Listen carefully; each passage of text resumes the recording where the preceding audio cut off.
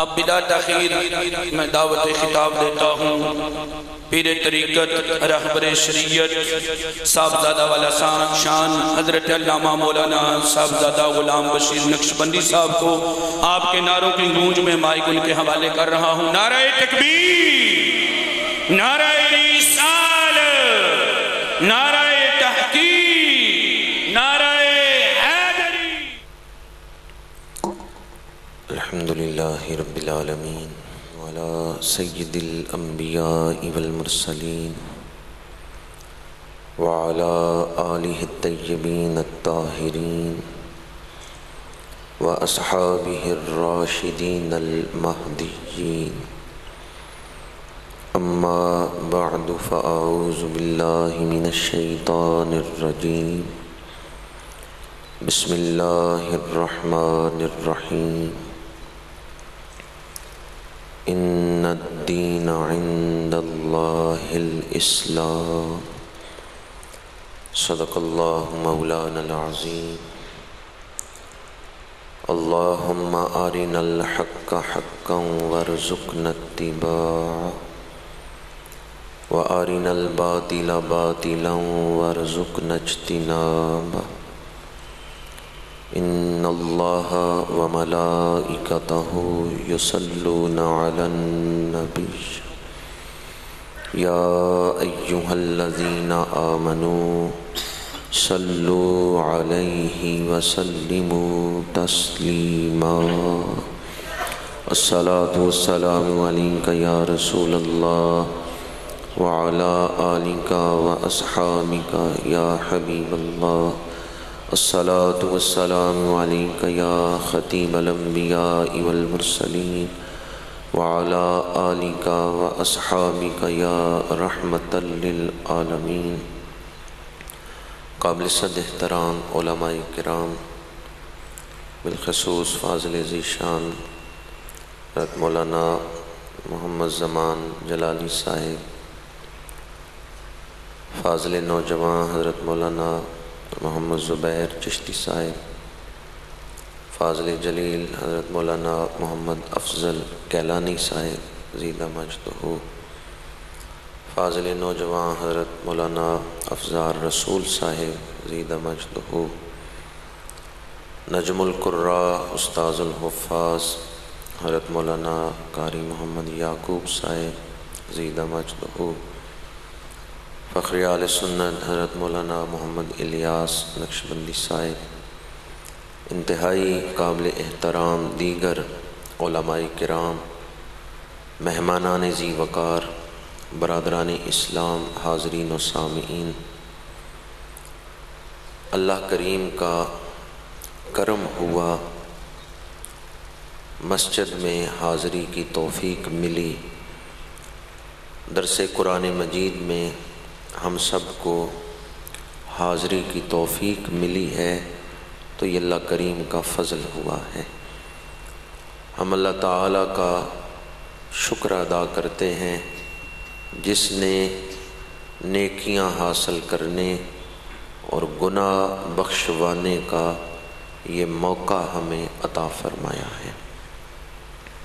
اللہ کریم مسجد کے پاکیزہ ماحول کی برکتیں اور قرآن مجید کے فیوزات و برکات ہم سب کو نصیب فرمائے۔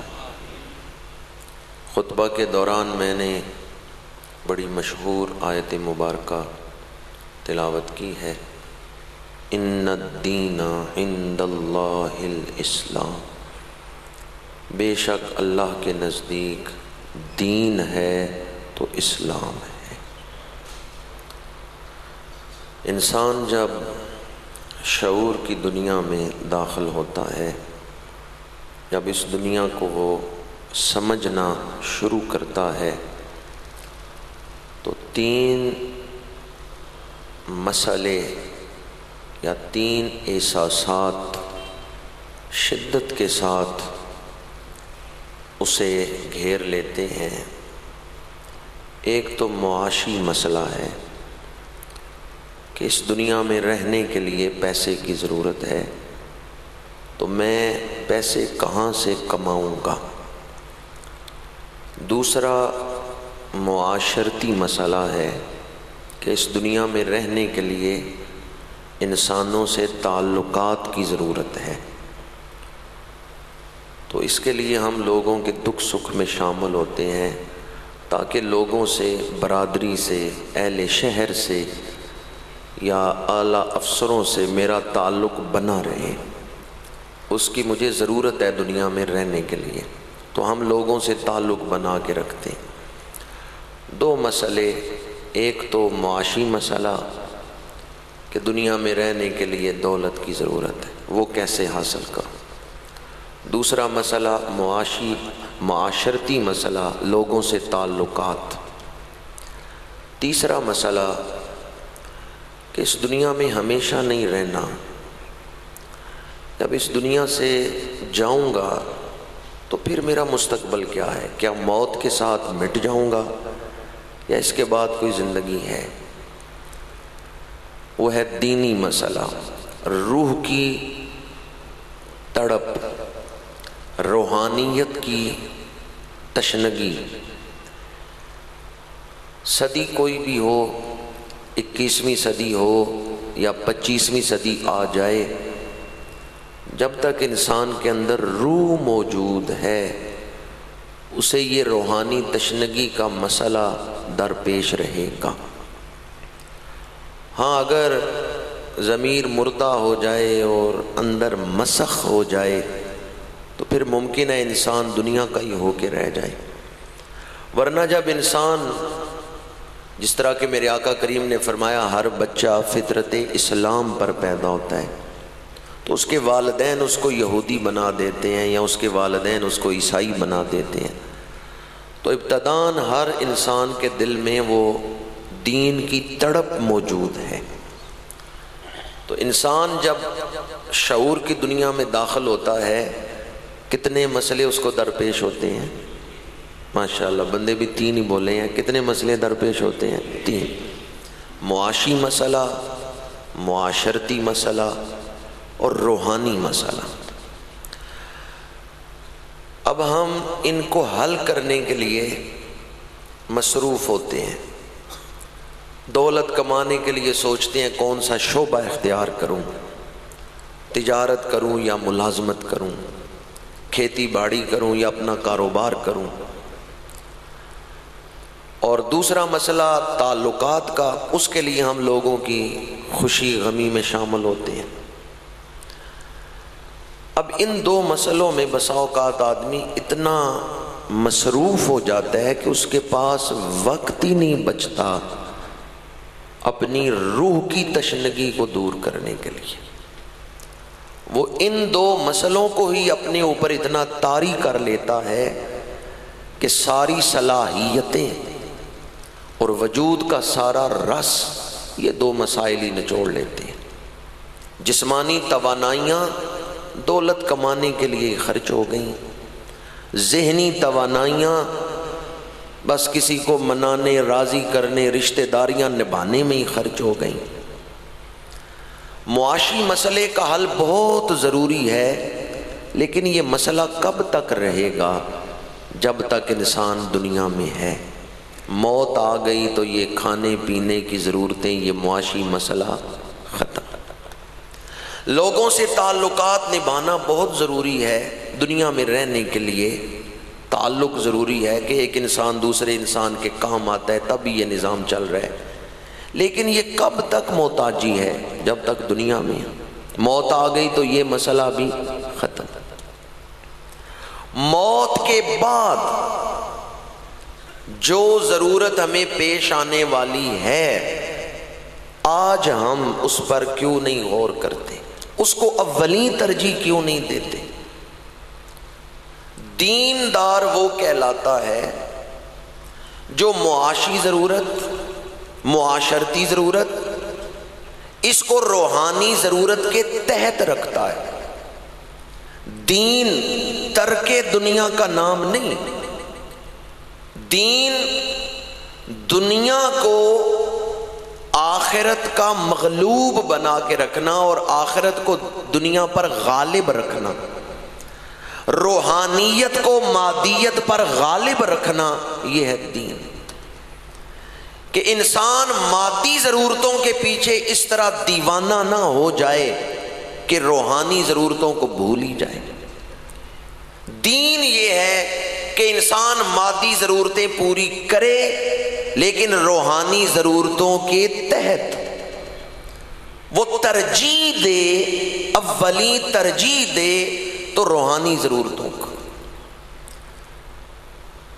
کاروبار کا نقصان تو برداشت کر لے لیکن نماز نہ چھوٹے۔ سچ بولنے سے دنیا کا نقصان ہو تو وہ برداشت کر لے لیکن آخرت کا نقصان نہ برداشت کرے۔ تو دین انسان کو ایسی تربیت دیتا ہے، اگر کوئی دین کو غالب کر لے۔ جس دور میں ہم زندگی گزار رہے ہیں اس میں ترجیحات مقرر کیے بغیر آپ کامیاب زندگی گزار ہی نہیں سکتے۔ آپ کو فیصلہ کرنا ہے کہ آپ کی منزل کیا ہے، دنیا یا آخرت۔ یہ فیصلہ کرنا ہے، روحانیت یا مادیت۔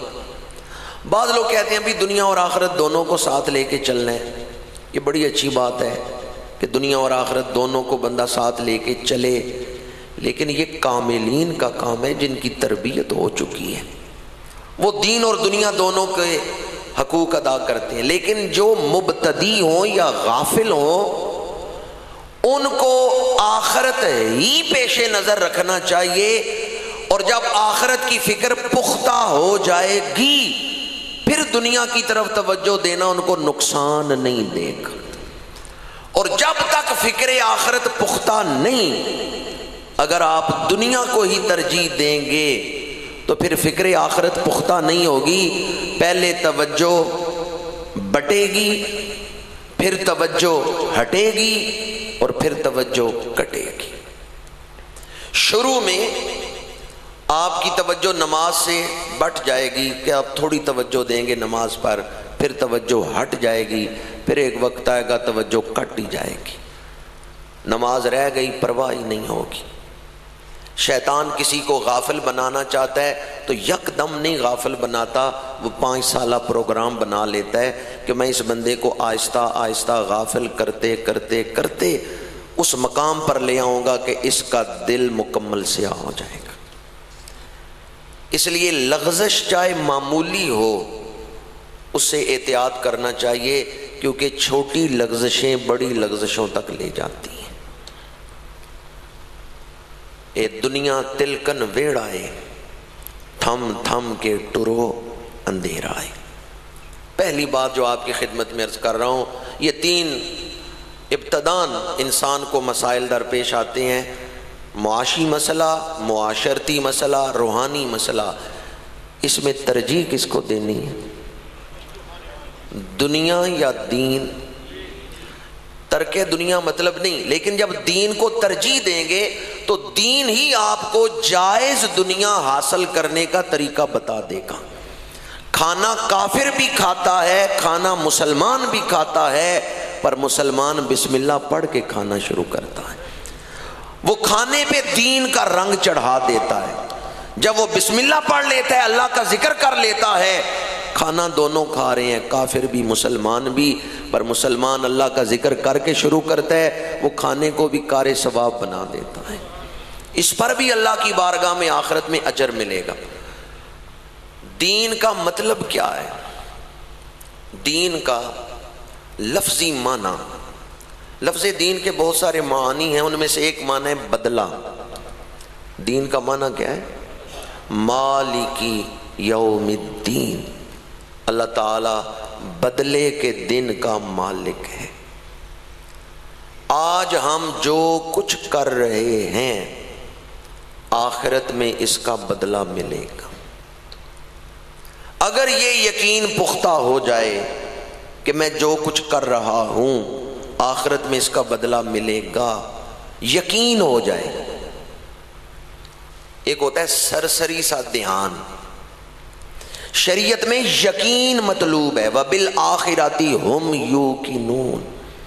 درس قرآن پاک کی محفل ہے، اور سورہ بقرہ کے آغاز میں قرآن مجید سے فیض حاصل کرنے کا جو میرٹ بیان کیا ہے کہ کون قرآن سے فیض حاصل کریں گے، ان متقین کی، اہل تقوی کی ایک صفت یہ بیان کی ہے وَبِالْآخِرَةِ هُمْ يُوقِنُونَ، آخرت پر ان کا یقین ہے، وہ پختہ یقین رکھتے ہیں آخرت پر۔ أَلْهَاكُمُ التَّكَاثُرُ حَتَّى زُرْتُمُ الْمَقَابِرَ كَلَّا سَوْفَ تَعْلَمُونَ ثُمَّ كَلَّا سَوْفَ تَعْلَمُونَ۔ یہ سورہ تکاثر بھی بتاتی ہے یقین مطلوب ہے۔ اگر یقین حاصل ہو جائے تو زندگی کا نقشہ ہی بدل جائے۔ دین کا معنی کیا ہے؟ ماشاءاللہ آپ غور سے سن رہے ہیں، دین کا معنی کیا ہے؟ بدلہ۔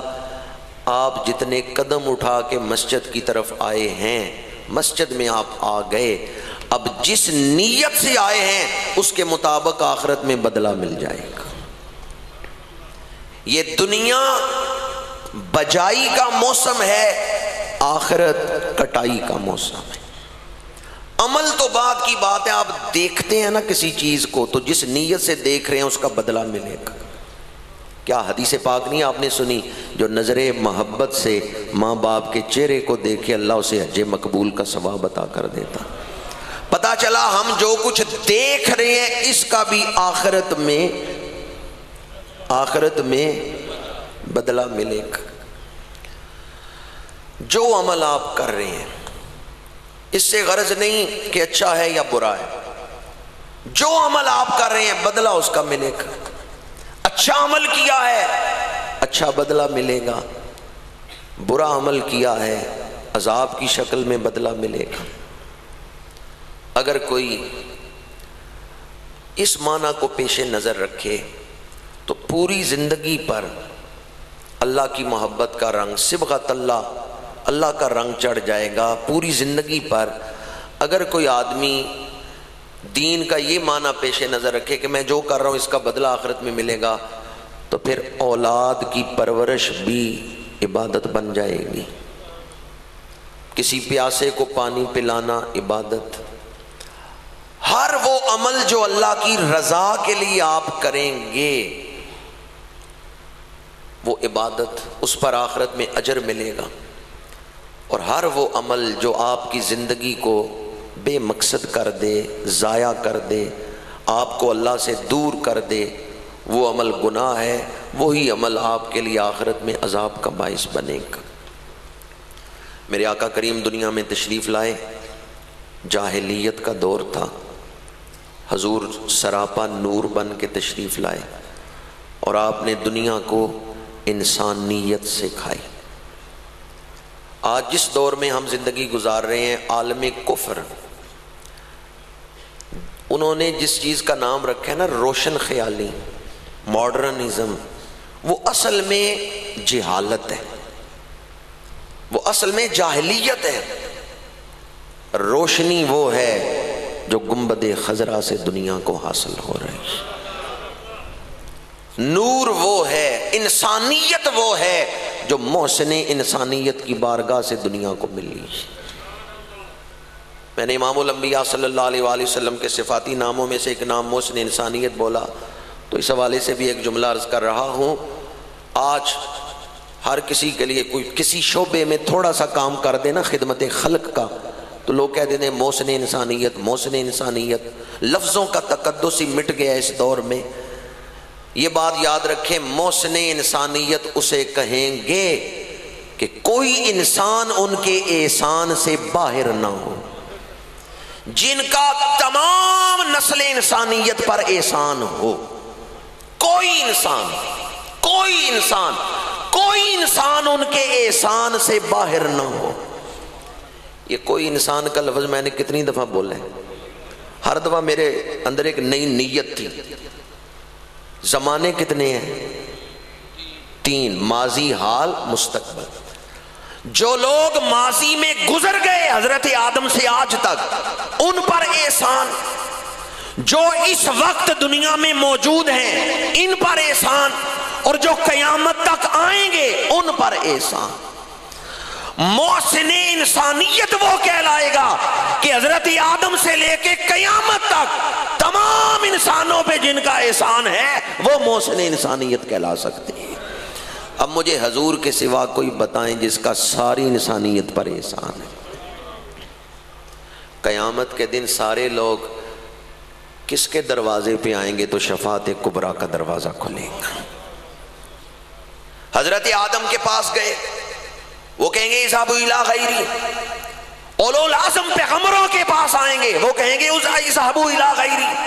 حضرت عیسیٰ علیہ السلام کے پاس اولو العزم پیغمبروں سے پھر آ کے لوگ آئیں گے حضرت عیسیٰ کے پاس، آپ روح اللہ ہیں، آپ کلمۃ اللہ ہیں، آپ کم باذن اللہ کہہ کے مردے زندہ کر دیتے تھے، آج ہماری مشکل حل کریں، شفاعت کا دروازہ کھلوائیں، حساب شروع ہو، یا ہم جنت میں جائیں یا دوزخ میں، لیکن یہ جو عذاب ہو رہا ہے اس سے تو نجات ملے۔ اے روح اللہ، اے کلمۃ اللہ شفاعت فرمائیں۔ اس وقت حضرت عیسیٰ فرمائیں گے در بدر نہ پھرو، آج اگر شفاعت کبریٰ کا دروازہ کھلوا سکتے ہیں تو آمینہ کے لال محمد الرسول اللہ ہی کھلوا سکتے ہیں۔ اذهبوا الی محمد، اب اور دروازوں پہ نہ پھرو، یہ کام کر سکتے ہیں تو سید الانبیاء محمد الرسول اللہ ہی کر سکتے ہیں۔ اس وقت ساری انسانیت کن کے دروازے پہ آئے گی؟ محسن انسانیت کون ہے؟ ماضی حال مستقبل، جو گزر گئے، جو موجود ہیں، جو آئیں گے، تمام انسانوں پہ حضور کا احسان ہے۔ وقت نہیں کہ زیادہ تشریح کروں، میرے آقا کریم کی تشریف آوری سے پہلے ظہر الفساد فی البر والبحر بما کسبت ایدی الناس، لوگوں کے اخلاق انتہائی برے ہو چکے تھے، اتنے سخت دل کہ باپ بیٹی کو قتل کر رہا ہے۔ اور اگر آج یہ واقعہ پیش آئے تو میں پوچھتا ہوں اس کا سبب کیا ہے؟ اس کا سبب یہ انٹرنیٹ، یہ میڈیا کی غفلت جو اس نے دلوں پہ طاری کر دی اور فکر آخرت کو دلوں سے نکال دیا۔ آج غیر مسلم اقوام جو اسلام سے دور ہیں، اسلام کے دشمن ہیں، وہ اس جاہلیت کو واپس لانا چاہتے ہیں جو حضور کی آمد سے پہلے تھی، اس بد اخلاقی کو واپس لانا چاہتے ہیں۔ اور میرے آقا کریم صلی اللہ علیہ وآلہ وسلم کے غلام مسجدوں، مدرسوں اور خانقاہوں سے اس نور کو پھیلانا چاہتے ہیں جو میرے آقا کریم کے وجود سے دنیا کو ملا ہے۔ اس تصادم میں آپ کس کا ساتھ دیں گے؟ جو بچوں کو قتل کرے، ذرا دل کے کانوں سے سنیں قرآن نے کس انداز میں اس کا ذکر کیا ہے جس نے بچی کو قتل کیا۔ وَإِذَا الْمَوْءُودَةُ سُئِلَتْ بِأَيِّ ذَنبٍ قُتِلَتْ۔ قرآن کہتا ہے جو بچی قتل کی گئی نا، اس وجہ سے کہ وہ بچی ہے، اسے قتل کیا گیا، قیامت کے دن اللہ اس مقتولہ سے پوچھے گا تجھے کس جرم میں قتل کیا گیا؟ کس سے پوچھے گا؟ بچی سے جو قتل ہوئی۔ قاتل سے پوچھے نا جس نے قتل کیا ہے کہ تو نے کیوں قتل کیا ہے۔ مفسرین نے یہ ایک سوال اٹھایا ہے کہ قاتل سے کیوں نہیں پوچھا جائے گا کہ تو نے کیوں قتل کیا ہے، اس بچی سے کیوں پوچھا جا رہا ہے؟ اس لیے کہ قاتل پر تو اللہ اتنا ناراض ہے، اسے تو منہ ہی نہیں لگانا چاہتا، اسے تو اللہ کلام ہی نہیں کرنا چاہتا، اس پر تو اللہ اتنا ناراض ہے۔ جس نے بچی کو قتل کیا اس پر تو اللہ اتنا ناراض ہے کہ حشر کے میدان میں اللہ اسے کلام ہی پسند نہیں کرے گا، اسے تو منہ ہی نہیں لگایا جائے گا کہ تو بتا تو نے قتل کیوں کیا۔ اللہ اس بچی سے پوچھے گا بِأَيِّ ذَنبٍ قُتِلَتْ، وہ کس جرم میں قتل کی گئی، کس گناہ کے بدلے وہ قتل کی گئی۔ قتل ویسے بھی گناہ کبیرہ ہے، اور عام قاتل کے بارے میں ہے کہ اس کی پیشانی پہ لکھا ہوگا جب وہ حشر کے میدان میں اٹھے گا آیس من رحمت اللہ، اور گناہگار اللہ کی رحمت سے امید رکھیں، پر یہ جو قاتل ہے نا یہ اللہ کی رحمت سے امید نہ رکھے، یہ مایوس ہے، یہ اللہ کی رحمت سے مایوس ہے۔ اور یاد رکھیں قیامت کے دن جب حساب شروع ہوگا سب سے پہلے قاتل کا حساب ہوگا۔ آپ کہیں گے ہم نے تو علماء سے سنا ہے سب سے پہلے نماز کا حساب ہوگا، دونوں حدیثیں بالکل ٹھیک ہیں۔ اول ما یحاسب بہ العبد یوم القیامت الصلاۃ، یہ حدیث پاک ہے، قیامت کے دن سب سے پہلے نماز کا حساب ہوگا۔ پر یاد رکھیں جب عبادات کا حساب ہوگا تو سب سے پہلے نماز کا ہی حساب ہوگا، لیکن جب حقوق العباد کا حساب شروع ہوگا، حقوق العباد، تو حقوق العباد میں سب سے پہلے قتل کا حساب ہوگا۔ یہ باقی گناہوں میں اتنا بڑا گناہ ہے، سب سے پہلے قاتل کو پکڑ کے مقتول لائے گا، پروردگار اس سے پوچھا جائے اس نے مجھے کیوں قتل کیا، اور اللہ تعالیٰ اس پر اتنا ناراض ہوں گے قاتل پہ کہ اس کی پیشانی پہ تحریر لکھی جائے گی یہ اللہ کی رحمت سے مایوس۔ اس دور میں وہ جاہلیت لوٹائی جا رہی ہے۔ قرآن کہتا ہے بچی پیدا ہوتی تو کافروں کے منہ چہرے سیاہ پڑ جاتے کہ بچی پیدا ہوئی، بچی کی پیدائش پر ان کا دل خوش نہیں ہوتا تھا۔ آج بھی کئی جگہوں میں یہ جاہلیت پائی جاتی ہے، بچی پیدا ہو تو دل خوش نہیں ہوتا۔ بھئی گھر میں اللہ کی رحمت آئے تو پریشان ہونا چاہیے، بچی پیدا ہو تو خوش ہو۔ میں کئی ایسے لوگوں کو جانتا ہوں بچی پیدا ہوئی انہوں نے مٹھائی بھیجی میرے گھر، خوشی سے مٹھائی لے کے آئے، بیٹے کی پیدائش پہ اتنے خوش نہیں ہوئے جتنے بیٹی کی پیدائش پہ خوش ہو۔ ایسے لوگ بھی موجود ہیں کہ بیٹی کی پیدائش پہ زیادہ خوش ہو رہے ہیں، اور کیوں؟ کہتے ہیں بیٹے تو اس لیے ہم پسند کرتے ہیں، دنیا میں بازو بنیں گے، سہارا دیں گے، کام آئیں گے، بیٹوں کو ہم دنیاوی نفع کی وجہ سے پسند کرتے ہیں، اور اللہ کے رسول نے فرمایا بیٹیاں تو قیامت کے دن سہارا بنیں گی۔ آپ سمجھیے میں کیا کہہ رہا ہوں؟ میں نے مفہوم بیان کیا، حدیث بھی آپ کو سنا دیتا ہوں، بیٹیاں قیامت کے دن سہارا بنیں گی۔ اللہ کے رسول نے فرمایا جو بیٹیوں کی آزمائش میں ڈالا گیا، اب میں حدیث سنا رہا ہوں، جو بیٹیوں کی آزمائش میں ڈالا گیا اور اس نے بیٹیوں کے حقوق ادا کیے، وہ قیامت کے دن اس طرح میرے ساتھ ہوگا جیسے میرے ہاتھ کی انگلیاں ایک دوسرے سے ملی ہوئی۔ دم اصابعہ، یہ فرماتے ہوئے اللہ کے رسول نے دست اقدس کی انگلیاں ملا کر صحابہ کو دکھائیں، فرمایا جس طرح یہ انگلیاں ایک دوسرے کے قریب ہیں اس طرح بچیوں کی پرورش خوش دلی سے کرنے والا قیامت کے دن میرے قریب ہوگا۔ اب ایمان سے بتائیں حضور کا قرب ملے چھوٹی نعمت؟ یہاں علماء بزرگ بیٹھے، ان میں سے کوئی مجھے کہنا کہ چلو تمہیں اس محفل میں لے چلتا ہوں جس میں حضور ہے، یہ تو بہت بڑی بات میں نے کہہ دی۔ ان میں سے کوئی مجھے کہے چلو مدینہ منورہ لے چلتا ہوں، میں ان کا شکر گزار کہ یہ مدینہ منورہ مجھے لے کے جا رہے ہیں، کہتے ہیں چلو عمرہ کرائیں، حرم بیت اللہ کا طواف کریں، بیت اللہ شریف کا، اور پھر حاضری دیں روضہ اقدس پہ۔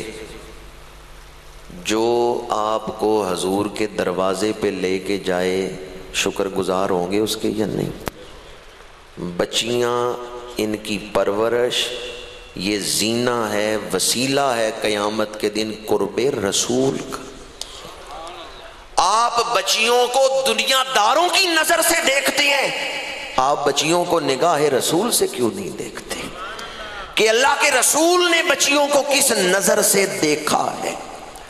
آپ دیکھتے ہیں دنیا والوں کی نظر سے کہ ہمارا جاہل غافل معاشرہ بچیوں کو کیا اہمیت دیتا ہے یا بچیوں کو کیا مقام دیتا ہے۔ آپ یہ نہ دیکھیں ہمارے غافل معاشرے کے اندر بچیوں کا کیا مقام ہے، یہ دیکھیں نگاہ مصطفیٰ میں بچیوں کا کیا مقام ہے۔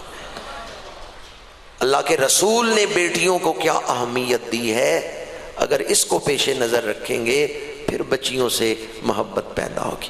بچیاں آخرت کا سرمایہ ہیں، قیامت کے میدان میں ان کی پرورش حضور کے قرب کا ذریعہ ہے، اور جسے حضور کا قرب مل گیا اسے سب کچھ مل گیا، مل گئے مصطفیٰ، اور کیا چاہیے؟ فضل رب العلا اور کیا چاہیے؟ اس لیے میں آپ کی خدمت میں عرض کروں گا، یہ بات میں نے ضمناً اس لیے بیان کی کہ دین کا معنی ہے بدلہ۔ آج جو کچھ آپ کر رہے ہیں، آج درس قرآن سے فارغ ہو کر رات سونے سے پہلے اپنی زندگی کا تجزیہ تو کریں، کون سا کام میں ایسا کر رہا ہوں جس کا بدلہ میں دنیا میں نہیں لینا چاہتا، جس کا بدلہ میں صرف آخرت میں لوں گا؟ کیا میرے سارے کام اسی لیے ہیں کہ دنیا میں مجھے بدلہ مل جائے، یا کوئی کام میں ایسا بھی کرتا ہوں جس میں میری نیت یہ ہے دنیا میں اس کے بدلے تعریف نہیں سننا چاہتا، دنیا میں اس کام کے بدلے کوئی عوض نہیں لینا چاہتا، یہ کام میں صرف اس نیت سے کر رہا ہوں کہ اللہ مجھے آخرت میں اس کا بدلہ عطا فرمائے۔ آج رات سونے سے پہلے تعین تو کریں کہ کون کون سا کام یا کتنے کام میں اس نیت سے کرتا ہوں کہ مجھے آخرت میں اس کا بدلہ ملے، اور دنیا میں اس کا بدلہ نہیں چاہتا۔ اگر کوئی مجھے دے بھی تو میں نہیں لوں گا۔ وہ کون سا کام ہے جو میں صرف اس نیت سے کرتا ہوں کہ دنیا میں اس کا بدلہ نہیں لوں گا؟ حضرت سفیان ثوری رحمۃ اللہ تعالیٰ علیہ نے آپ بصرہ تشریف لائے تو ایک طالب علم جو ہر سال آپ کے پاس آتا تھا جب آپ تشریف لاتے تھے وہ نہیں آیا۔ آپ نے لوگوں سے پوچھا، پتہ چلا وہ قید میں ہے، اس پر کوئی الزام لگا اور اتنا جرمانہ ہوا ہے۔ آپ نے جس نے قید کروایا تھا، جو قرض خواہ تھا، اس کو 10,000 درہم دیے، کہا اس کو معاف کر دو، اس کو چھوڑ دو۔ قرض خواہ کو پیسے مل گئے، اس نے طالب علم کو آزاد کروا دیا۔ آپ نے نہیں بتایا، قرض خواہ کو رات جا کے پیسے دیے تو کہا میرا نہیں بتانا کہ میں نے پیسے دیے۔ طالب علم آزاد ہوا، پتہ چلا حضرت سفیان ثوری ہمارے شہر آئے ہوئے ہیں۔ وہ آپ کے ڈیرے پہ پہنچا، آپ سفر کر کے آگے جا چکے تھے، اگلے شہر جا چکے تھے۔ وہ سفر کر کے پیچھے آپ کے گیا، اگلے شہر جا کے ملا۔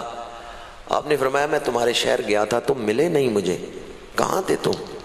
اس نے کہا جی میرے اوپر ایک الزام لگا تھا اور پھر 10,000 درہم میرے اوپر پڑ گئے تھے، وہ میں نے اپنے ذمے لے لیے تھے، میں نہیں دے سکا۔ کوئی اللہ کا بندہ آیا ہے، اس نے نام بھی نہیں بتایا اور 10,000 درہم دے کے مجھے چھڑا گیا۔ اب یہ بڑا نازک مرحلہ تھا، آپ بتا سکتے تھے میں ہی وہ، لیکن آپ نے فرمایا کہ اس دور میں بھی ایسے بندے موجود ہیں، چلو اس کے لیے دعا کرنا کہ اللہ اس کا ایمان پر خاتمہ کر دے،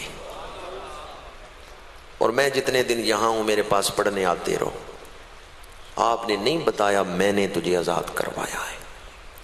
جب آپ کا وصال ہو گیا تو آپ کا ایک رفیق سفر جو آپ کا خادم بھی تھا، اس نے اس طالب علم کو بتایا۔ وہ آپ کی قبر پہ آ کے کھڑا رو رہا ہے کہ میرے اوپر احسان بھی کیا اور احسان جتایا بھی نہیں۔ حضرت سفیان ثوری رحمۃ اللہ تعالیٰ علیہ، آپ نے اپنے اس غلام سے فرمایا تھا، اپنے خادم سے فرمایا تھا کہ کبھی سے ذکر نہ کرنا کہ میں نے، جب آپ کا وصال ہو گیا تو پھر اس نے ذکر کیا کہ یہ کرم تو تمہارے اوپر ہمارے استاد نے کیا تھا کہ 10,000 درہم دے کے تمہیں چھڑایا تھا۔ وہ دنیا میں کوئی بدلہ نہیں چاہتے تھے، وہ چاہتے یہ کام اللہ کی رضا کے لیے کیا ہے، صرف آخرت میں بدلہ ملے۔ تو ایک معنی میں نے آپ کے سامنے بیان کیا، دین کا معنی بدلہ۔ دوسرا معنی ہے قانون۔ دین کا دوسرا معنی کیا ہے؟ قانون۔ یہ معنی بھی قرآن مجید میں استعمال ہوا ہے۔ سورہ یوسف آیت نمبر 76، ما کان لیأخذ اخاہ فی دین الملک الا ان یشاء اللہ۔ کون سی صورت ہے؟ سین پہ پیش ہے سورہ یوسف اور آیت نمبر ہے 76۔ کون سی آیت ہے؟ ما کان لیأخذ اخاہ فی دین الملک الا ان یشاء اللہ۔ اس آیت میں دین کا لفظ استعمال ہوا ہے اضافت کے ساتھ، بادشاہ مصر کی طرف اضافت کے ساتھ، فی دین الملک۔ مصر کا جو شاہی قانون تھا اس کی روشنی میں حضرت یوسف علیہ السلام جناب بنیامین کو اپنے پاس روک نہیں سکتے تھے، مگر اللہ کے چاہنے سے، یعنی اللہ نے انہیں ایک تدبیر عطا فرما دی، اور اس تدبیر کو اختیار کر کے حضرت یوسف علیہ السلام نے اپنے بھائی بنیامین کو روک لیا. 11 بھائی آئے تھے غلہ لینے. آپ چاہتے تھے میں اپنے بھائی بنیامین کو روک لوں، لیکن جو شاہی قانون تھا فی دین الملک، جو شاہی قانون تھا اس کی روشنی میں آپ روک نہیں سکتے تھے. تو اللہ نے ایک تدبیر عطا فرما دی. اللہ کے چاہنے سے وہ تدبیر آپ کو پتہ چل گئی اور آپ نے اپنے بھائی کو روک لیا. تفسیر اور واقعہ نہیں بیان کروں گا، صرف اتنا ہی عرض کروں گا سورہ یوسف کی آیت نمبر 76 کی تفسیر پڑھیں تو آپ کو پتہ چل جائے گا. دین کے لفظ کا ایک معنی ہے قانون. کیا معنی ہے؟ اب یہ اصول یاد رکھیں، جس کا قانون ہوگا اس کی حکومت ہوگی. قانون کفر کا تو حکومت کفر کی، قانون اسلام کا تو حکومت اسلام کی. یہ موضوع اپنے اندر بڑی وسعت رکھتا ہے، میں اس تفصیل میں نہیں جا رہا. میں تو اتنا ہی عرض کروں گا کہ جب دین کا ایک معنی قانون ہے، وَمَن يَبْتَغِ غَيْرَ الْإِسْلَامِ دِينًا فَلَن يُقْبَلَ مِنْهُ. اس آیت کے ترجمے میں بھی بعض مترجمین نے یہی ترجمہ کیا ہے، جو اسلام کے علاوہ کوئی قانون چاہے. یہاں دین کا معنی قانون کیا گیا. وَمَن يَبْتَغِ غَيْرَ الْإِسْلَامِ دِينًا، جو اسلام کے سوا کوئی قانون پسند کرے گا اللہ کی بارگاہ میں وہ قبول نہیں ہوگا. تو دین کا معنی قانون. آپ کس قانون کے تحت زندگی گزار رہے ہیں؟ وہ جو حکومتی بات ہے وہ الگ ہے، اس کو نہیں میں چھیڑ رہا. میں تو اپنی زندگی کی بات کر رہا ہوں. کیا میرے اس 5 فٹ کے جسم پر دین کا قانون نافذ ہے؟ کیا میرے گھر میں دین کا قانون نافذ ہے؟ کیا میری تجارت دین کے قانون کے مطابق ہے؟ جب دین کا معنی قانون ہے تو دین نے ہمیں قانون عطا کیا ہے. کیا ہم اس قانون کے پابند ہیں یا صرف دین پسند ہے؟ آج کل ہم دین کو پسند تو کرتے ہیں، پابندی نہیں اختیار کرتے. آپ کسی منزل پہ پہنچنا چاہتے ہیں، راستے میں رکاوٹ آئے گی، آپ اس رکاوٹ کو دور کریں گے، سفر جاری رکھیں گے، منزل پہ پہنچ جائیں گے. لیکن اگر آپ راستے میں آنے والی رکاوٹ کو دور نہیں کرتے، اس رکاوٹ پہ سفر روک دیتے ہیں، تو کیا منزل پہ پہنچیں گے؟ نہیں. منزل ہے اللہ کی رضا. اس کے لیے ہمیں جو قانون اللہ نے عطا کیا وہ ہے اسلام. اس کا عملی نمونہ، مجسم نمونہ خدا نے عطا کیا، وہ ہے سیرت مصطفیٰ، وہ ہے جمال سیرت مصطفیٰ.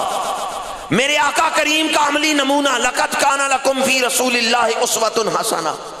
قانون بھی مل گیا، عملی نمونہ بھی مل گیا. اب جو اس کو اختیار کر کے چلے گا وہ اللہ کی رضا کی منزل پہ پہنچ جائے گا. پر اس قانون کو اختیار وہی کرے گا جس کی طلب سچی ہوگی، جس کو منزل پہ پہنچنے کی تڑپ ہوگی. اگر کسی کو منزل پہ پہنچنے کی تڑپ نہیں ہے تو وہ رکاوٹ کو دیکھ کے کہے گا یہ راستہ ہی مشکل ہے، اس سفر کو روک دے گا. اس مثال پر میں دوسرا موضوع آپ کے سامنے بیان کرنا چاہتا ہوں. ان دنوں کی مناسبت سے آپ کسی منزل کی طرف چلے، راستے میں رکاوٹ آ گئی، رکاوٹ ہٹائی، سفر جاری کیا، سفر جاری رکھا تو منزل پہ پہنچے. یہ جو رکاوٹ ہٹانا ہے نا، یہ ہے قربانی. رکاوٹ ہٹانا یہ کیا ہے؟ بھئی نیند نماز نہیں پڑھنے دے رہی، اب نیند کی قربانی دیں گے تو نماز پڑھیں گے نا. پیسے کی لالچ نماز نہیں پڑھنے دے رہی، اب اس خواہش کو قربان کریں گے تو نماز پڑھیں گے نا.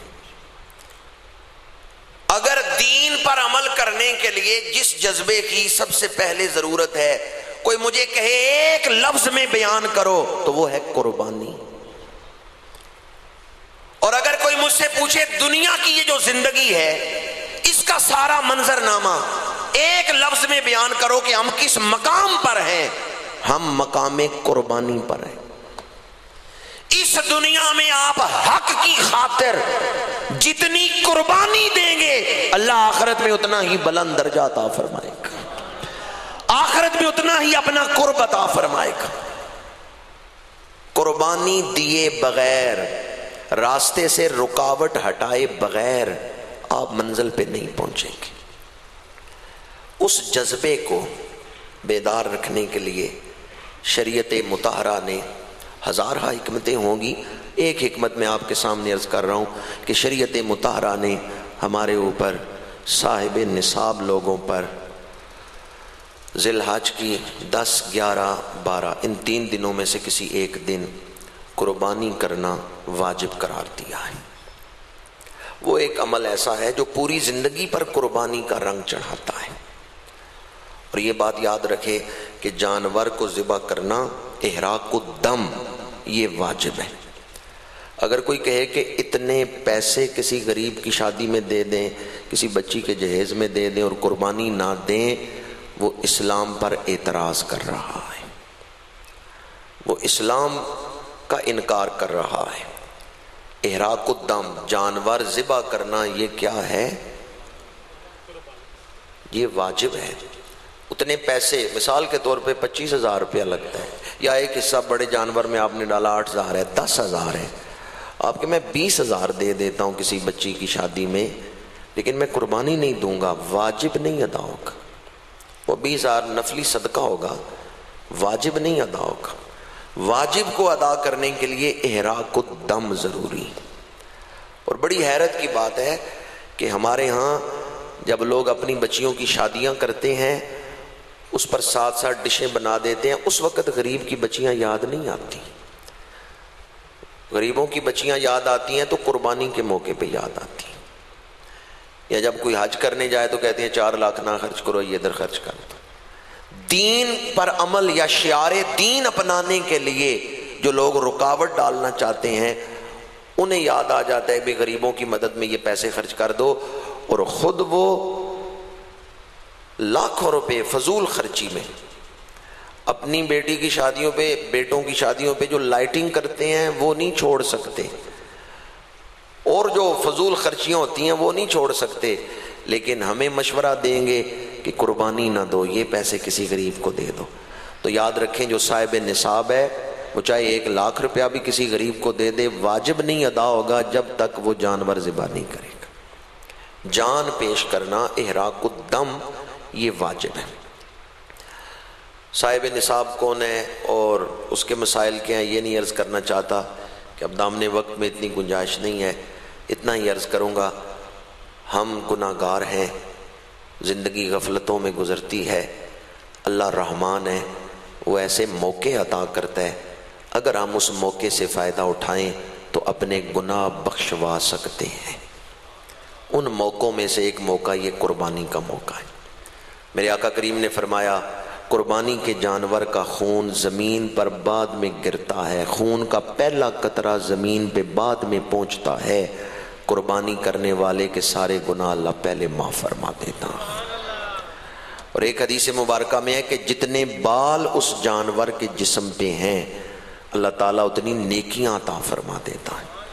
قربانی کرنے والے کے نامہ اعمال میں اتنی نیکیاں، یہ اللہ تعالیٰ کی رحمت کا اظہار ہے۔ اس نے ایسا موقع عطا کر دیا ہے کہ اب اللہ کے حکم پہ کوئی قربانی دے رہا ہے اللہ کی رضا کے لیے، گناہ بھی معاف ہو رہے ہیں، درجات بھی بلند ہو رہے ہیں۔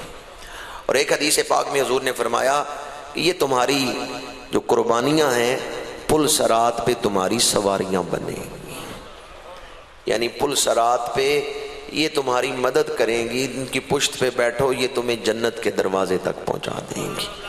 لوگ قبروں سے اٹھیں گے، قربانی کے جانور ان کے استقبال کے لیے کھڑے ہوں گے، اور اس جہان کے مطابق انہیں شان و شوکت مل چکی ہوگی ان سواریوں کو۔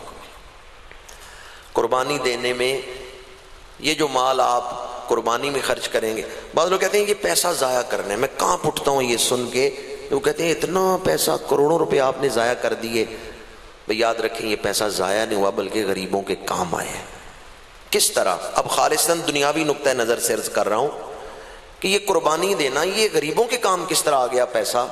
جو جانور پالتے ہیں، بڑی عید کا انتظار ہوتا ہے کہ بیچیں گے، وہ بیچتے ہیں، ان کو فائدہ ہو رہا ہے یا نہیں ہو رہا؟ جو ان کے زنجیریں بناتے ہیں یا ان کی معاون چیزیں یا چارہ بیچتے ہیں، انہیں بھی فائدہ ہوتا ہے یا نہیں ہوتا؟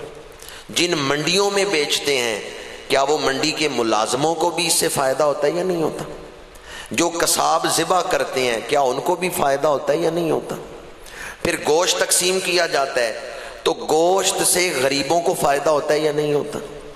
پھر جو کھالیں ہیں وہ دینی مدارس کے کام آ رہی ہیں، اس سے فروغ دین کا فائدہ ہو رہا ہے یا نہیں ہو رہا؟ پھر وہ کھالیں بک کے پہنچ گئیں لیدر انڈسٹری میں، اس سے چمڑے کی صنعت کو فائدہ ہو رہا ہے یا نہیں ہو رہا؟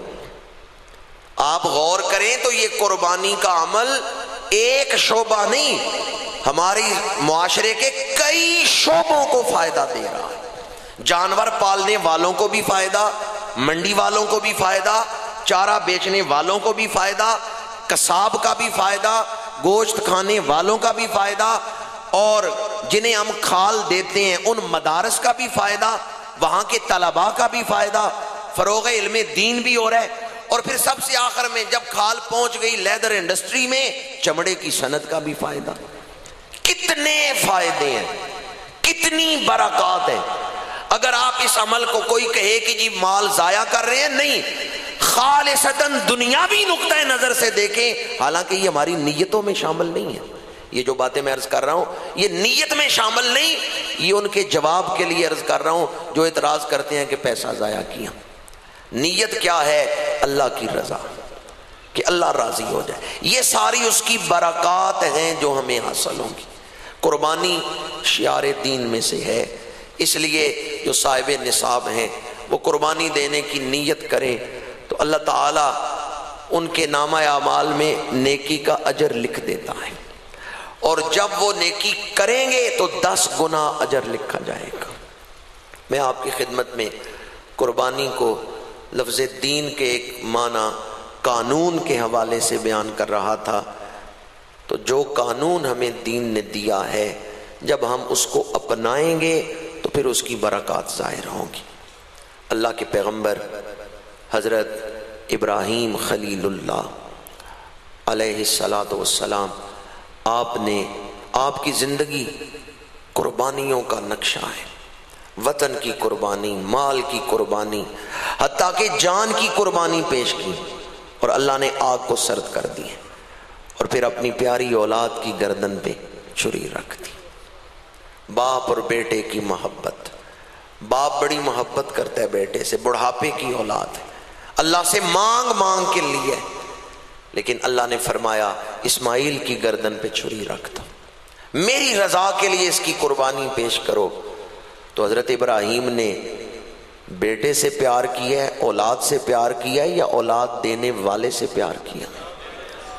اولاد دینے والے سے پیار کیا، جس نے اولاد عطا کی اس سے پیار کیا۔ آج اولاد ہمیں زیادہ پیاری ہو گئی، اور جس نے اولاد عطا کی ہے اس کا خیال ہی نہیں، اس کی طرف دھیان ہی نہیں۔ یہ دن ہمیں سبق یاد دلاتے ہیں، نعمت سے پیار کرو پر منعم سے بڑھ کے نہیں۔ نعمت کا پیار تمہیں منعم سے دور نہ کرے، دل میں منعم کی محبت، اللہ کی محبت نعمت سے بڑھ کر۔ حضرت ابراہیم خلیل اللہ علیہ السلام کی زندگی قربانیوں کا نقشہ ہے۔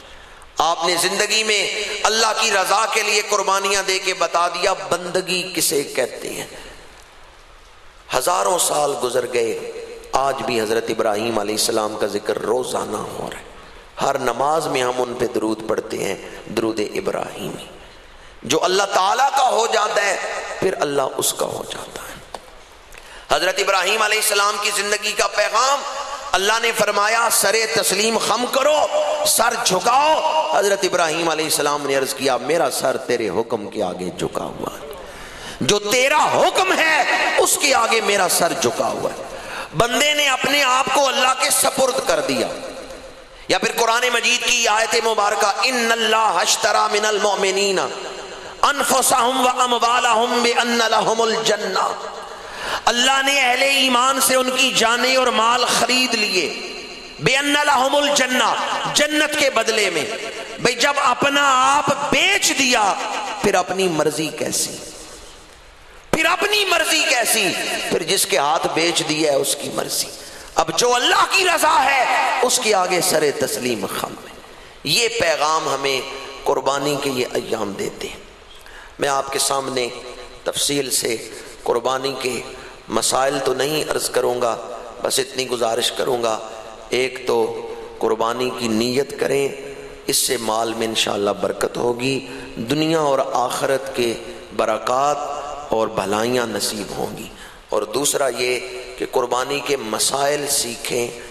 ہر جانور قربانی کے لیے موضوع نہیں ہے، شریعت نے چند جانور مختص کیے ہیں، ان کی ہی قربانی دی جا سکتی ہے۔ اونٹ ہے، گائے بھینس ہے، بکری کی تمام اجناس ہیں، اور یہ جو ان کی قسمیں ہیں ان کی عمریں اور ان کا عیب سے پاک ہونا، وہ مسائل بھی پیش نظر رکھیں۔ جب وہ شرائط پائی جائیں گی پھر ان 3 دنوں میں 10، 11 اور 12، یہ جو ذی الحج کے 3 دن ہیں ان میں ہی قربانی دی جا سکتی ہے۔ ذی الحج کا عشرہ آ رہا ہے، ذی الحج کا جو پہلا عشرہ ہے وہ سال کے افضل ترین ایام میں سے، والفجر ولیال عشر۔ مفسرین نے لکھا ہے کہ ذی الحج کی جو پہلی 10 راتیں ہیں ان کی اللہ نے قسم اٹھائی، اور 10ویں کی جو فجر ہے یعنی عید والے دن کی جو فجر ہے اس کی قسم اللہ نے اٹھائی۔ یہ دن جو ہیں ذی الحج کے ابتدائی دن، یہ اللہ کے نام کی دہائی مچا دینے کے دن۔ مسلمان پوری دنیا کے اندر اللہ کے نام کی دہائی مچا دیتے ہیں۔ ادھر 40 لاکھ 45 لاکھ حجاج وہ جب اپنے ملکوں سے نکلتے ہیں، سفر حج شروع کرتے ہیں، احرام باندھا، نیت کی عمرے کی یا حج کی، تو پڑھتے ہیں لبیک اللہم لبیک لبیک لا شریک لک لبیک ان الحمد والنعمت لک والملک لا شریک لک لبیک۔ ادھر لاکھوں حجاج لبیک اللہم لبیک کی شکل میں اللہ کا ذکر کر رہے ہیں، اور دوسری طرف ساری دنیا کے اندر جہاں بھی مسلمانوں کی آبادیاں ہیں وہ فرض نمازوں کے بعد 9 ذی الحج کی فجر سے لے کے 13 کی عصر تک یہ تکبیریں پڑھتے ہیں، اللہ اکبر اللہ اکبر، لا الہ الا اللہ واللہ اکبر، اللہ اکبر وللہ الحمد۔ یہ تکبیریں پڑھنا بھی واجب ہے 9 کی فجر سے لے کے 13 کی عصر تک۔ اب ذرا دیکھیں، ادھر حجاج اللہ کا ذکر کر رہے ہیں، احرام باندھا، مناسک حج ادا کر رہے ہیں، سجدہ ریزی، دعائیں، تکبیرات ان میں مصروف ہیں، اور دوسری طرف پوری دنیا کے اندر جہاں بھی مسلمان نماز پڑھتے ہیں نماز کے بعد تکبیریں پڑھ رہے ہیں۔ تو یہ دن اللہ کے نام کی دہائی مچا دینے کے دن، دنیا کو بتانے کے دن ہیں کہ سب سے بڑی طاقت کون سی ہے۔ ہم دن میں 5 دفعہ یہ اعلان کرتے ہیں، اللہ اکبر، سب سے بڑی طاقت۔ قانون کس کا چلے گا؟ ہدف تنقید نہیں بنا رہا کسی کو، میں تو صرف مسئلہ آپ کو بتا رہا ہوں۔ آپ میں سے کئی لوگوں نے اذان دی ہوگی یا اتنا کم از کم پتا ہوگا اذان دینے کا قانون کیا ہے، طریقہ کیا ہے۔ منہ کس طرف کر کے کھڑا ہوتے ہیں جب اذان دینی ہو؟ قبلہ شریف کی طرف۔ جب پہنچے حی علی الصلاۃ پہ تو پھر منہ کس طرف کرنا ہے؟ دائیں طرف۔ جب پڑھنے حی علی الفلاح تو منہ کس طرف کرنا ہے؟ تو اذان میں کتنی طرف آواز پھیرنے کا شریعت ہمیں حکم دے رہی ہے۔ تو اب اگر کوئی کہے گی ایک ہارن لگاؤ، ساری طرف آواز نہ پھیرو، سمجھ رہے ہیں میں کیا مثال دے رہا ہوں؟ جو ہارن اتارنے آئے کم از کم اتنا مسئلہ ہی بتا دیں۔ بھی اذان شروع کرنی ہے، منہ قبلہ شریف کی طرف، سامنے آواز جا رہی ہے، حی علی الصلاۃ دائیں، حی علی الفلاح بائیں۔ یہ 3 طرف تو مؤذن اذان میں آواز پھیرتا ہے۔ جس کا قانون ہوگا حکومت اسی کی ہوگی، قانون اسلام کا ہوگا تو حکومت اسلام کی ہوگی، اور قانون کفر کا ہوگا تو حکومت کفر کی ہوگی۔ پابندی تو لگنی چاہیے تھی بے حیائی کے اڈوں پہ، پابندی تو لگنی چاہیے تھی جہاں سے انسانیت برباد ہو رہی ہے، ان بربادی کے مراکز پہ پابندی لگنی چاہیے تھی۔ مسجدوں کی آواز کو کون بند کر رہا ہے؟ کیا یہ کسی مسلمان کا کام؟ ہمارے ہاں لوگ ڈر گئے، انہوں نے کہا اگر بولے تو پھر ہماری معیشت جو ہے وہ ختم ہو جائے گی، ہم بھوکے مریں گے۔ اقبال کہتے ہیں طائر لاہوتی اس رزق سے موت اچھی، جس رزق سے آتی ہو پرواز میں کوتا۔ پاکستان کی تو بنیاد ہی اسلام ہے۔ سب سے پہلے کس شخص نے فتویٰ دیا تھا کہ جہاد کر کے آزادی حاصل کرو؟ وہ اہل سنت کے بزرگ تھے، علامہ فضل حق خیر آبادی رحمۃ اللہ تعالی۔ علامہ اقبال قائد اعظم، ان کی بڑی خدمات ہیں، لیکن یہ ابھی پیدا بھی نہیں ہوئے جس دور کی میں بات کر رہا ہوں۔ 1857 کی جنگ آزادی، اس سے پہلے کون سے علماء تھے جنہوں نے آواز اٹھائی؟ 1857، پاکستان تو بنا 1947 میں۔ یہ 90 سالہ کوشش، 90 سالہ مجاہدہ، اس کا تجزیہ کریں تو آپ کو نظر آئے گا سب سے پہلے اگر آزادی کے لیے آواز اٹھائی تھی تو اہل سنت علماء نے اٹھائی تھی۔ علامہ فضل حق خیر آبادی، علامہ عبدالحامد بدایونی، صدر الافاضل سید نعیم الدین مراد آبادی، امیر ملت پیر جماعت علی شاہ صاحب، علامہ مفتی صدر الدین ازردہ، عبد القدیر بدایونی، یہ وہ مشائخ تھے۔ علامہ کفایت علی کافی جو تختہ دار کی طرف جا رہے ہیں تو حضور کی یہ نعت پڑھتے ہوئے جا رہے ہیں۔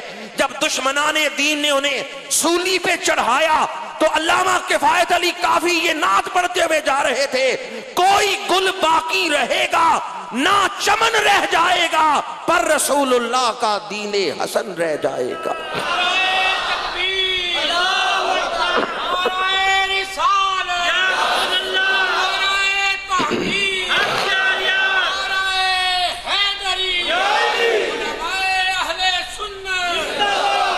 وہ جو قائد اعظم محمد علی جناح کو 10,000 گالیاں دیتے تھے، ایک مفتی نے گالی دی تھی کہ اگر 10,000 محمد علی جناح آ جائیں گاندھی کی جوتی کی نوک کے برابر نہیں۔ وہ جو گالیاں دیتے تھے تحریک پاکستان چلانے والوں کو، آج ان کی اولادیں بڑے بڑے عہدوں پر ہیں۔ اور جن درویشوں نے جہاد کیا، قربانیاں دیں، نوکے سنا پہ چڑھ کے بھی آزادی کا نعرہ بلند کیا اور قربانیاں دے کے اس خطے کو آزاد کروایا، آج ان کی آواز مسجدوں تک محدود ہوگی۔ ہمارے اسلاف نے یہ نعرہ بلند کیا تھا، پاکستان کا مطلب کیا؟ جو بولے گا میں یہ سمجھوں گا اس نے تائید کی ہے کہ ہمارے بزرگوں نے ٹھیک نعرہ لگایا تھا۔ کیا خیال ہے آپ کا؟ معاذ اللہ انہوں نے غلط نعرہ لگایا تھا؟ اب جو تائید کرے وہی جواب دے، پاکستان کا مطلب کیا؟ اس نیت سے پڑھ دیں، اس کا ثواب ان بزرگوں کو پہنچے جو یہ نعرہ لگانے والے تھے۔ پاکستان کا مطلب کیا؟ ان بزرگوں کی روحیں عالم برزخ میں خوش ہو جائیں گی کہ ہمارے وارث ہمارا پڑھایا ہوا سبق بھولے نہیں، بلکہ ڈنگا کی مسجد گلزار مدینہ میں آج ہمارا پڑھایا ہوا سبق ہی وہ دوہرا رہے ہیں۔ ان بزرگوں کی روحیں عالم برزخ میں خوش ہو جائیں گی۔ اس لیے ایک دفعہ جوش اور ولولے کے ساتھ اللہ کا ذکر کریں۔ پاکستان کا مطلب کیا؟ پاکستان کا مطلب کیا؟ یہ ملک اس لیے نہیں بنایا گیا کہ نمازیں پڑھنے کی آزادی ہو جائے گی، مسجدیں بنا لیں گے، نمازیں پڑھ لیں گے یا دربار چلا لیں گے۔ دربار ہندوستان میں بھی چلتے ہیں، سرہند شریف ہے، اجمیر شریف ہے، مسجدیں ہندوستان میں بھی ہیں۔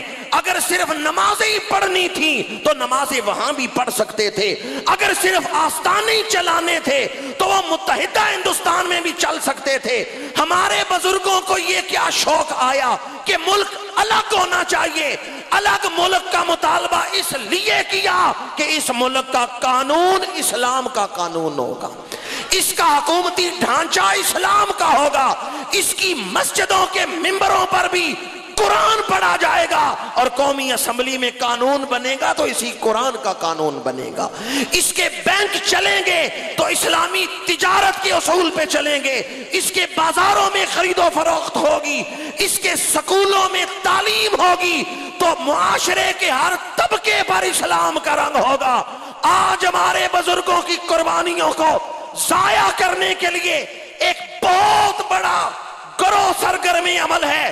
آئیں لا الہ کا ذکر کر کے بتا دیں، جب تک ہماری رگوں میں جان ہے، خون چل رہا ہے، سانس چل رہی ہے، ہم اپنے بزرگوں کی قربانیاں ضائع نہیں ہونے دیں گے۔ پاکستان کا مطلب کیا؟ پاکستان کا مطلب کیا؟ بہت بڑے مجاہد گزرے ہیں، سلطان ٹیپو شہید غداروں سے لڑ رہے ہیں، اسلام دشمنوں سے لڑ رہے ہیں، زخمی ہو کے گر پڑے، اتنے زخمی ہو گئے اب تلوار نہیں اٹھا سکتے، تلوار چلا نہیں سکتے، لیکن تاریخ پڑھ کے دیکھیں جب تک سلطان ٹیپو شہید کی سانس چلتی رہی ہے اس نے تلوار چھوڑی نہیں، تلوار ہاتھ میں ہی تھی۔ شہادت ہو گئی، جنہوں نے لاش اٹھائی ہے انہوں نے انگلیاں کھول کے تلوار نکالی ہے، حتیٰ کہ ابھی سانسیں چل رہی تھیں، ایک انگریز قریب آیا، آپ کے جسم سے کچھ چیزیں اتارنے لگا تو لیٹے لیٹے ہی، تلوار چلانے کے بڑے ماہر تھے، انہوں نے یوں ہاتھ کو حرکت دی ہے کہ تلوار گری ہے اس کے اوپر اور اس کی گردن پر نوک لگی ہے تلوار کی، لیکن سلطان نے تلوار کا دستہ چھوڑا نہیں، سانس نکل گئی، تلوار کو پکڑے رکھا۔ بھی تلوار چلا نہیں سکتے تو چھوڑ دیں، کیوں نہیں چھوڑی تلوار؟ سلطان اکثر اپنے دربار میں بیٹھ کے بھی یہ بات کرتا تھا، جب تک میری سانس چلتی رہے گی میں اپنی کوشش جاری رکھوں گا، میں کوشش نہیں چھوڑوں گا۔